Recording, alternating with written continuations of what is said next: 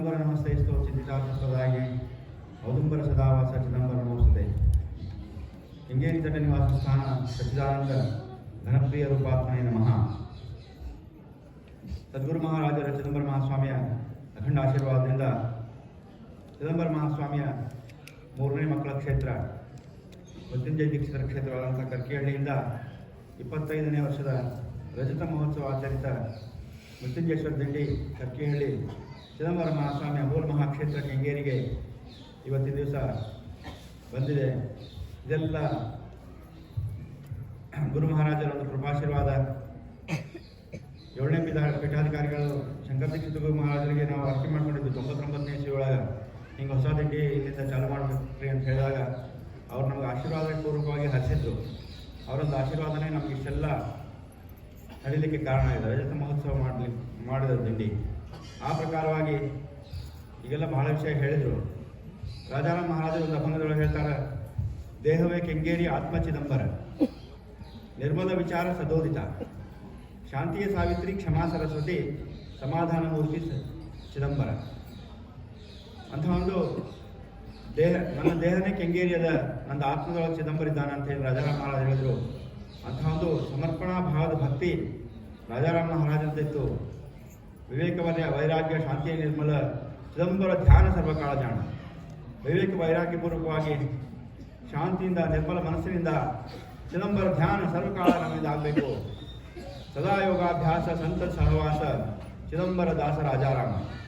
ಯಾವ ಸಂತ ಸಹವಾಸ ಸದಾ ಇರಬೇಕು ಅಂತೇನು ರಾಜಾರಾಮ್ ಮಹಾರಾಜರು ಕೇಳ್ಕೊಂಡ್ರು. ಆ ಪ್ರಕಾರವಾಗಿ ಒಂದು ಪರಮ ಪವಿತ್ರವಾದ ಕ್ಷೇತ್ರದೊಳಗೆ ನಾವೆಲ್ಲ ಇದ್ದೀವಿ. ವಿಠಾಬಾಯಿ ಮಣಿ ಕೆಂಗೇರಿ ಮುರುಗೋಡು ತೀನಿ ಲೋಕಾಪೇಕ್ಷ ಪವಿತ್ರತೆ ಜಾಣ. ಮೂರ್ಲೋಕದೊಳಗೆ ಇದು ಪವಿತ್ರವಾದಂತಹ ಕ್ಷೇತ್ರದ ಈಗಿನ ಪೀಠಾಧಿಕಾರಿಗಳ ಆಶೀರ್ವಾದ ನಮಗೆ ಸದಾ ಇದ್ದೇ ಇದೆ. ಅವರು ಈ ಒಂದು ಸಂತ ಮಾರ್ಗಕ್ಕೆ ತಮ್ಮ ಹೃದಯಪೂರ್ವಕವಾಗಿ ಯಾವಾಗಲೂ ಆಶೀರ್ವಾದ ಮಾಡೇ ಮಾಡ್ಯಾರ. ಅಂತಹ ಅವರ ಆಶೀರ್ವಾದದಿಂದ ನಮ್ಮದು ದಿಂಡಿ ಸುರಕ್ಷಿತವಾಗಿ ಬಂದಿದೆ. ಚಿದಂಬರ ರಾಯ ತುझे ನಾಮೇ ಕರುಣಿ ವಿಘ್ನತೆ ದಾರುಣ ಭಸ್ಮವಸಿ. ದಿಂಡಿ ಒಳಗೆ 2 ಸಪ್ತಾಹ ಪರ್ಯಂತ ಎಂತಹದ್ದೇ ಒಂದು ವಿಘ್ನ ಬಂದ್ರೂ ಮಹಾಸ್ವಾಮಿ ದೂರ ಮಾಡ್ಯಾನ. ಕೊಪ್ಪಳದೊಳಗೆ ಒಂದು ಸನ್ನಿವೇಶ ಬರ್ತದೆ. ನಮ್ಮ ದಿಂಡಿ ಅವ್ರ ಮನೆಯಿಂದ ಹೊರಗೆ ಬರ್ತದೆ. ಅಲ್ಲೊಂದು ಅವ್ರದ್ದು ಕೊನೆ ಉಸಿರು ಎಳಿತಾರೆ ಒಬ್ಬರು. ಅಂದರೆ ಮಹಾಸ್ವಾಮಿ ಅಲ್ಲಿವರೆಗೆ ಅವ್ರನ್ನ ತಡೆ ಹಿಡಿದಿದ್ದ. ಹಿಂದಿನ ದಿವಸ ಅವರೆಲ್ಲ ಸತ್ಸಂಗದೊಳಗೆ ಭಾಗಿಯಾಗ್ಯಾರ. ಮತ್ತು ಮರುದಿವಸ ಹಿಂಗೆ ಆಗ್ತದೆ. ಅಂದರೆ ಮಹಾಸ್ವಾಮಿ ಎಷ್ಟು ಕೃಪಾಳು ಇದ್ದಾನೆ. ಹಿಂಗೆ ಹೆಜ್ಜೆ ಹೆಜ್ಜೆಗೂ ಮಹಾಸ್ವಾಮಿ ಕೋಟಿ ಅಶ್ವಮೇಧ ಕೋಟಿ ಕನ್ಯಾದಾನ ನೈವೇದ್ಯ ಸಮಾನ ನಾಮ ಏಕ ಅನ್ನುವಂಥ ಒಂದು ನಾಮಸ್ಮರಣೆ ಮಾಡುತ್ತಾ ದಿಂಡಿ ಮೂಲ ಮಹಾಕ್ಷೇತ್ರಕ್ಕೆ ಬಂದದ.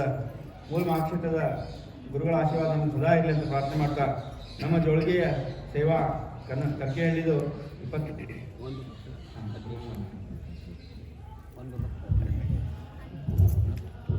1,15,000 ರೂಪಾಯಿಗಳಿರ್ತದೆ. ಅದರ ಜೊತೆಗೆ ಮೃತ್ಯುಂಜಯ ದೀಕ್ಷಿತರ ಇಚ್ಛಾ ಪ್ರಕಾರ 5 kg ತುಪ್ಪ ಅದರ ಜೊತೆಗೆ ನಾವು ಸಮರ್ಪಣೆ ಮಾಡ್ತಿರ್ತೀವಿ. ಅದೇ ರೀತಿಯಾಗಿ 25ನೇ ವರ್ಷದ ಸ್ಮರಣಾರ್ಥವಾಗಿ ಎಲ್ಲಿ ನಮ್ಗೆ ಊರೂರಲ್ಲಿ ಸಂತರಿಗೆ ಭಕ್ತರಿಗೆಲ್ಲರಿಗೂ ನಮ್ಗೆ ಪ್ರಸಾದ ಏನು ವ್ಯವಸ್ಥೆ ಮಾಡ್ಯಾರ, ವಾಸ್ತವಿಕ ವ್ಯವಸ್ಥೆ ಮಾಡ್ಯಾರ, ಅವರಿಗೆಲ್ಲ ಆ ಒಂದು ಚಿದಂಬರ ಮಹಾಸ್ವಾಮಿಯ ಸ್ಮರಣಾರ್ಥವಾಗಿ ಅವರಿಗೆ ಒಂದು ನೆನಪಿನ ಕಾಣಿಕೆಯಾಗಿ ಚಿದಂಬರ ಮೂರ್ತಿ ಕೊಟ್ಟಿವೆ. ಅದನ್ನು ಗುರುಗಳಿಗೆ ಸಮರ್ಪಣೆ ಮಾಡ್ತಾ ಇದ್ದೀವಿ ಅಂತ. ಜೈ ಚಿದಂಬರ.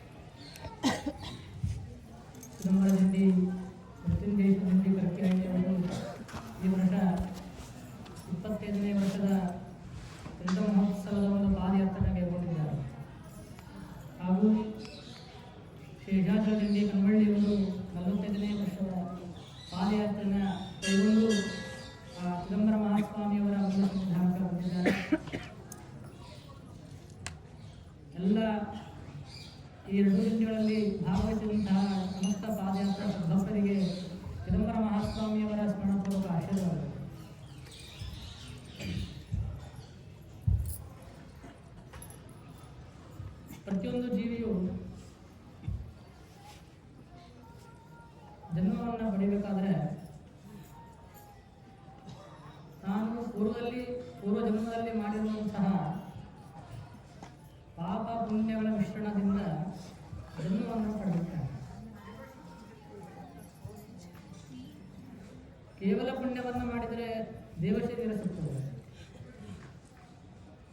ಬರೇ ಕೇವಲ ಪಾಪವನ್ನು ಮಾಡಿದರೆ ತ್ರಿಯಕ್ ಜನ್ಮ ಸಿಗ್ತದೆ. ಈ ಮನುಷ್ಯ ಜನ್ಮ ಸಿಗಬೇಕು ಅಂತಂದ್ರೆ ಆ ಜೀವಿ ಏನು ಮಾಡಿರ್ತಾನೆ ಅಂತಂದ್ರೆ ಪೂರ್ವ ಜನ್ಮದೊಳಗೆ ಪಾಪ ಮತ್ತು ಪುಣ್ಯ ಕರ್ಮಗಳನ್ನು ಮಾಡಿ ಈ ನರಜನ್ಮವನ್ನು ಪಡೆಯುತ್ತಾನೆ.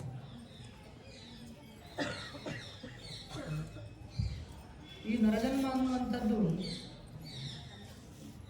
ಬಹಳ ದುರ್ಲಭವಾಗಿರುವಂತಹ ಜನ್ಮ. ಜಂತೂನಾಂ ನರಜನ್ಮ ದುರ್ಲಭ. ಯಾಕೆ ಈ ನರಜನ್ಮಕ್ಕೆ ಅತ್ಯಂತ ದುರ್ಲಭ ಅಂತ ಹೇಳಿದರು ಅಂತ ಕೇಳಿದ್ರೆ, ಪ್ರತಿಯೊಂದು ಜೀವಿಗೆ ಮುಖ್ಯವಾದದ್ದು ಯಾವುದಾದ್ರೂ ಇದ್ದರೆ ಅದು ವಿವೇಕ ಮತ್ತು ಜ್ಞಾನ. ಭಗವಂತ ಯಾಕೆ ಮನುಷ್ಯನಿಗೆ ಅತ್ಯಂತ ಮಹತ್ವವನ್ನು ಕೊಟ್ಟಾನ ಅಂತ ಕೇಳಿದ್ರೆ, ಆ ಮನುಷ್ಯನೊಳಗೆ ವಿವೇಕ ಮತ್ತು ಜ್ಞಾನ ಎರಡನ್ನೂ ಕೂಡ ಮನುಷ್ಯನಲ್ಲಿ ಮಾತ್ರ ಭಗವಂತ ಕೊಟ್ಟ. ಅದಕ್ಕೆ 84 ಲಕ್ಷ ಜೀವರಾಶಿಯೊಳಗೆ ಅತ್ಯಂತ ಕಡೆಯಾದ ಯಾವುದಾದ್ರು ಜೀವಿ ಇದ್ರೆ ಅದು ಮನುಷ್ಯ ಜನ್ಮ ಮಾತ್ರ. ಅಂತಹ ಒಂದು ಮನುಷ್ಯ ಜನ್ಮ ನಮ್ಮೆಲ್ಲರಿಗೂ ಭಗವಂತ ಕೊಟ್ಟಾನ ಅಂತಂದ್ರೆ ಅದನ್ನು ನಾವು ಸದುಪಯೋಗ ಪಡ್ಕೋಬೇಕಾಗ್ತದೆ. ಹೆಂಗೆ ಅಂತಂದ್ರೆ, ನಮಗೇನೋ ಒಂದು ವಸ್ತು ಬೇಕಾಗಿರ್ತದೆ, ಅದನ್ನು ನಾವು ಎಷ್ಟೋ ದುಡ್ಡು ಕೊಟ್ಟು ಎಷ್ಟೇ ಇಲ್ಲ ಅದನ್ನು ಎಷ್ಟೋ ಕೊಟ್ಟು ತಂದು ಉಪಯೋಗಿಸ್ತೇವಿಲ್ಲ.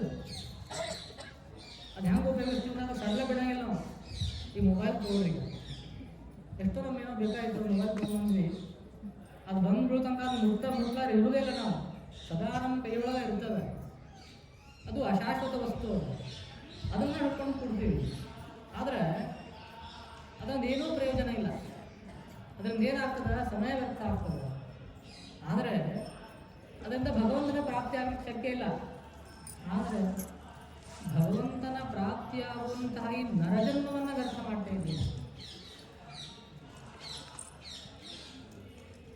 ಮತ್ತು ನರಜನ್ಮವನ್ನು ಹೇಗೆ ಸದುಪಯೋಗ ಪಡ್ಕೋಬೇಕು ಅಂತ ವಿಚಾರ ಮಾಡಿದರೆ, ವಿಠಾಬಾಯಿ ಹೇಳ್ತಾಳೆ, ನಾಮವೀಣ ವ್ಯರ್ಥ ಸರ್ವದ ಚಿದಂಬರ ಹೈ ಧರಿತ ನಾಮದ ದೇಹ ಪವಿತ್ರ ಪೂರ್ಣ ಖ್ಯಾತಿಲ್ಲ. ಈ ನಮ್ಮ ದೇಹ ಪವಿತ್ರ ಆಗಬೇಕು ಅಂತಂದ್ರೆ ನಾವೇನು ಮಾಡಬೇಕು? ನಾಮವೀಣ ವ್ಯರ್ಥ ಶಬ್ದ. ನಾವು ನಾಮಸ್ಮರಣೆಯನ್ನು ಮಾಡೋದ್ರಿಂದ ನಾವೇನು ಜನ್ಮಾಂತರದೊಳಗೆ ಪಾಪಕರ್ಮವನ್ನು ಮಾಡಿರ್ತೀವಿ ಅದೆಲ್ಲ ಕೂಡ ಭಸ್ಮ ಆಗಿ ಹೋಗ್ತದೆ. ಪಾಪೇ ಭಸ್ಮ ಹೋಗಿ ಜನ್ಮಾಂತರ. ನಮ್ಮ ಕರ್ತವ್ಯ ಏನು ಅಂತ ಕೇಳಿದ್ರೆ, ಭಗವಂತನ ಪ್ರಾಪ್ತಿಯೇ ನಮ್ಮ ಕರ್ತವ್ಯ. ಆ ಸದ್ಗುರುವಿನ ಪ್ರಾಪ್ತಿಯೇ ನಮ್ಮ ಕರ್ತವ್ಯ. ನಾವು ಆ ಸದ್ಗುರುವಿನ ಅನುಗ್ರಹವನ್ನು ಪಡೀಲಿಕ್ಕೆ ಸತತವಾಗಿ ಪ್ರಯತ್ನ ಮಾಡ್ತಾ ಇದ್ದೀವಿ. ಇದರಿಂದ ನಮ್ಮ ಜೀವನ ಸಾರ್ಥಕ ಆಗ್ತದೆ. ಆದರೆ ಆ ಭಗವಂತ ಎಲ್ಲರೂ ಅನುಗ್ರಹ ಮಾಡಿಬಿಟ್ಟ. ಯಾಕಂದರೆ ಆ ಚಿದಂಬರ ನಾಮ ನಾವು ಉಚ್ಚಾರ ಮಾಡಬೇಕು ಅಂತ ಅನೇಕ ಜನ್ಮ ಕೂಡಿರೋದ್ರಿಂದ ನಮ್ಮ ಪುಣ್ಯ ರಾಶಿ ನಮಗೆ ಇರಬೇಕು. ಅನಂತ ಜನ್ಮೀಚ ಪುಣ್ಯ ನಮ್ಮಲ್ಲಿ ವಾಚಿಸಿ ಉಚ್ಚಾರ. ಅಂತಹ ದುರ್ಲಭವಾದಂತಹ ಚಿದಂಬರ ನಾಮ ನಮಗೆ ದೊರಕದ ಅಂತಂದ್ರೆ ನಮ್ಮಷ್ಟು ಪುಣ್ಯವನ್ನು ಜಗತ್ತಲ್ಲಿ ಯಾರಿಗೂ ಇರಕ್ಕೆ ಸಾಧ್ಯ ಇಲ್ಲ. ಅಷ್ಟು ನಾವು ಪುಣ್ಯವನ್ನು ಮಾಡಿ ಆ ಮಹಾಸ್ವಾಮಿ ಸನ್ನಿಧಾನಕ್ಕೆ ಬಂದೀವಿ. ತಾವೆಲ್ಲರೂ ಕೂಡ ಏನು ಪಾದಯಾತ್ರೆ ಮುಖಾಂತರವಾಗಿ ಮೂಲ ಸನ್ನಿಧಾನಕ್ಕೆ ಬಂದೀರಿ. ನಾಮಸ್ಮರಣೆಯನ್ನು ಮಾಡ್ಕೋತ ಇದೇ ರೀತಿ ನಿರಂತರವಾಗಿ ಮಹಾಸ್ವಾಮಿ ಅನುಗ್ರಹವನ್ನು ಪಡೀರಿ. ಮಹಾಸ್ವಾಮಿ ಆಶೀರ್ವಾದ ಆಗ್ತದ ಅಂತ ಈ ದಿವಸ 25ನೇ ವರ್ಷದ ಮೃತ್ಯುಂಜಯಂತಿ ಗಟ್ಟಿಹಳ್ಳಿ ಅವರು ಸತತವಾಗಿ 25 ವರ್ಷಗಳ ಕಾಲ ಅವ್ಯಾಹತವಾಗಿ ಮೂಲ ಸನ್ನಿಧಾನಕ್ಕೆ ಪಾದಯಾತ್ರೆ ನಡೆದುಕೊಂಡು ಬಂದಾರ. ಅವರೆಲ್ಲರೂ ಕೂಡ ಚಿದಂಬರ ಮಹಾಸ್ವಾಮಿಯವರ ಆಶೀರ್ವಾದ ಪರಿಪೂರ್ಣ ಇರ್ತದೆ. ಯಾಕಂದ್ರೆ ಏನು ಮುಖ್ಯಸ್ಥರಿರ್ತಾರೆ ನಮ್ಮ ಸಂತರು ಅನನ್ಯ ಭಾವದಿಂದ ಶ್ರದ್ಧಾಭಕ್ತಿಗಳಿಂದ ಅಲ್ಲಿಂದ ಇಲ್ಲಿಯವರೆಗೆ ಆ ನಾಮ ಗರ್ಜನೆ ಮುಖಾಂತರವಾಗಿ ಸಮಸ್ತ ಸದ್ಭಕ್ತರನ್ನ ಕರ್ಕೊಂಡು ಬಂದಾರೆ. ಅದಕ್ಕೆ ನಮ್ಮ ಶೇಷಾದ್ರಿಯವರು ಅವರು ಕೂಡ ನಾವು ಒಬ್ಬರು ಹೋಗೋದು ಮಹತ್ವ ಇರೋಂಗಿಲ್ಲ, ಜೊತೆಗೆ ನಾವು ಭಕ್ತರು ಕರ್ಕೊಂಡು ಹೋಗ್ತೀವಲ್ಲ ಅದು ಬಹಳ ಪುಣ್ಯ ಅಂತ ಕೆಲಸ. ಅದಕ್ಕೆ ಎರಡು ತಿಂಡಿಗಳು ಕೂಡ ಮುಂದಾಳತ್ತೊಳಗ ಸಂತರು ನಮ್ಮ ವಿಶ್ವನಾಥ ಸ್ವಾಮಿಯವರ ಮುಂದಾಳತ್ತೊಳಗೆ ಎಲ್ಲ ಸಮಸ್ತ ಭಕ್ತರನ್ನು ಕರ್ಕೊಂಡು ಬಂದಾಗ ಅವರಿಗೂ ಕೂಡ ಯಾಕಂದ್ರೆ ಮುಖ್ಯಸ್ಥರು ಬಹಳ ಆಶೀರ್ವಾದ ಬೇಕಾಗ್ತದೆ. ಅನೇಕ ಜವಾಬ್ದಾರಿ ಇರ್ತದೆ ಅವ್ರ ಮೇಲೆ. ಎಲ್ಲ ಭಕ್ತರನ್ನ ಯಾರೂ ಏನೂ ಆಗದಂತೆ ಪ್ರತಿಯೊಬ್ಬರು ಕೂಡ ಅನಾಹುತ ಯಾವಂತ ಕರ್ಕೊಂಡು ಜವಾಬ್ದಾರಿ ಅವ್ರ ಮೇಲೆ ಇರ್ತದೆ. ಅದು ಮಹಾಸ್ವಾಮಿ ನಡೆಸ್ತಾನೆ. ಅದಕ್ಕೆ ಅವರೂ ಕೂಡ ಪರಿಪೂರ್ಣ ಆಶೀರ್ವಾದ ಇರ್ತದೆ. ಇವತ್ತು ಇಲ್ಲಿ ಮಹಾಸ್ವಾಮಿ ಸಮರ್ಪಣೆ ಆಗೋದಕ್ಕೆ ಇವತ್ತೆಲ್ಲ ಪ್ರತ್ಯಕ್ಷ ನೋಡಿದ್ವಿ. ಯಾಕಂದ್ರೆ ನಿಮ್ಮ ಸ್ವಾಗತ ಮಾಡಿ ಪ್ರತ್ಯಕ್ಷ ಮಹಾಸ್ವಾಮಿ ಅಶ್ವಾರ ಒಳಗೆ ನಿಮ್ಮ ಎದುರಿಗೆ ಹೋಗ್ಬಿಟ್ಟಿಲ್ಲ. ನಾವು ಮಾಡಿದಂಥ ಪಾದಯಾತ್ರ ಆ ಮಹಾಸ್ವಾಮಿಗೆ ತಪ್ಪೇದ ಅಂತ ಹೇಳ್ಕೊಳ್ಬೇಕು. ಅದಕ್ಕೆ ನಾವೆಲ್ಲರೂ ಕೂಡ ಪಾದಯಾತ್ರೆ ಭಕ್ತರು ಮಹಾಸ್ವಾಮಿ ನಾಮಸ್ಮರಣೆಯನ್ನು ಮಾಡಿ ಆ ಮಹಾಸ್ವಾಮಿ ನಾಮಸ್ಮರಣೆಯನ್ನು ಮಾಡಿ ಉದ್ಧಾರ ಆಗಲಿ ಅಂತ ಹೇಳ್ತಾ ನಮ್ಮೆಲ್ಲರೂ ಕೂಡ ಪರಿಪೂರ್ಣ ಆಶೀರ್ವಾದ ಹೇಳ್ತೀನಿ.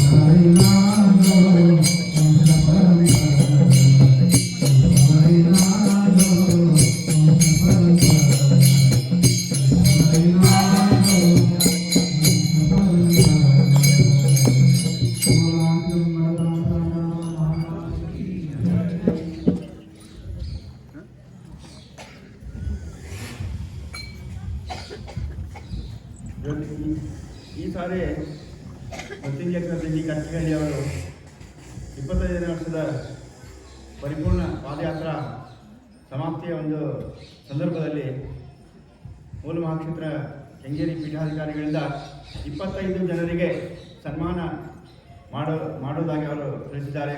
ಅವರಿಗೆ ದೀರ್ಘದಂಡ ನಮಸ್ಕಾರಗಳು. ಅದರ ಜೊತೆಗೆ ಬೆಳ್ಳಿ ಮೂರ್ತಿಯನ್ನು ಅವರು ನಮ್ಮ ಜಿಡ್ಡಿಗೆ ಕೊಡ್ತಾ ಇದ್ದಾರೆ. 25 ಭಕ್ತರಿಗೆ ಬಹಳ ಒಂದು ಆಶೀರ್ವಾದ, ವಿಶೇಷ ಆಶೀರ್ವಾದ ನಮಗೆ.